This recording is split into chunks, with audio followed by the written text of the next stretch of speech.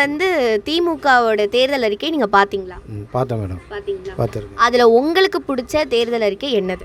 இந்த 8000 ரூபாய் கொடுத்துக்கிற மகளிருக்காக அது நல்ல அறிக்கை தான். அது முதல்ல 1000 ரூபாய் கொடுத்தாரு, அதே மாதிரி எல்லாருக்கும் கிடைக்குமா? ஏன்னா இப்போ நிறைய பேர் கிடைக்காது இருந்தது.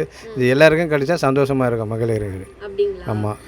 அந்த 8000 ரூபாய் வச்சு நீங்க என்னெல்லாம் வாங்குவீங்க? எங்களுக்கு அந்த மாதிரிலாம் வாங்கலாம்னு எங்கள் வீட்டில் இது வாஷிங் மிஷின் இல்லை, துணி துவை கஷ்டமாக, நாங்கள் ரிட்டையர்ட் ஆகிட்டோம், வேலை இல்லாத வீட்டில் இருக்கோம். நான் அதனால் அது மாதிரி பொருள் ஏதாச்சும் எங்களுக்கும் கூப்பன் கிடச்சா இது நல்லா சந்தோஷமாக இருக்கும் எங்களுக்கு. வரவேற்கத்தக்கதான் இது. எதிர்கட்சி தலைவர் எடப்பாடி பழனிசாமி அவர்கள் வந்து ஃப்ரிட்ஜ் எல்லாருக்குமே இலவசம் சொல்றாரு. அதை நீங்க எப்படி பாக்குறீங்க?